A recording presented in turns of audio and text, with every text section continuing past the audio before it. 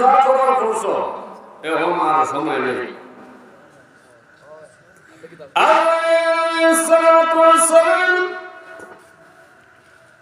বাংলার সম্মান হাজির হয় আর ডাক দিয়ে বলে তুমি তোমার হায়াতের জিন্দেগিতে যা কিছু করো না কেন এখন আর সময় নেই, চলো তোমাকে গ্রেফতার করা হলো।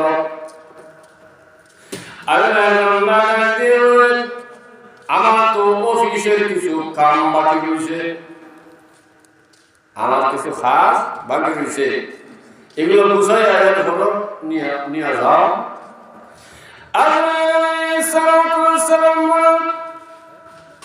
দুনিয়ার সব কিছু তোমার নিয়ন্ত্রণে চলতে পারে, কিন্তু মরণ তোমার নিয়ন্ত্রণে নয়, মরণটা হলো আল্লাহর পক্ষ থেকে আমার নিয়ন্ত্রণে।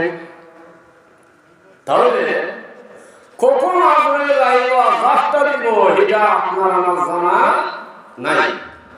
তাহলে আপনার করণীয় কি? আমার তেলাওয়াতকৃত আয়াতে বলেন আমরা আল্লাহ বানাইলেন এই সাত আসমান সাত জমিন দিয়া, আপনারা আমাদের বানাইলেন এত সুন্দর অবয়ব দিয়া, চুল দিছে, নাক দিছে, সব দিছে, মুখ দিছে, জবান দিছে কথা হওয়ার জন্য, সব দিছে দুনিয়ার সৌন্দর্য দেখার জন্য, হাত দিছে ব্যবহার করার জন্য, পা দিয়েছেন চলাফেরা করার জন্য, শেষ দিয়েছেন খাদ্য হজম করার জন্য। এটাকে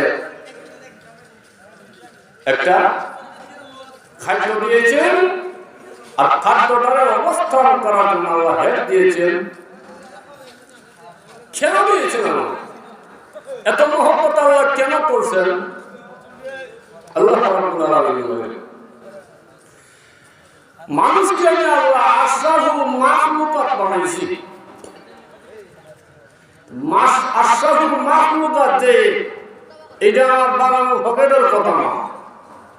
আল্লাহ নিজেই কুরআনে বলেন ওয়া লাকাদ কাররামনা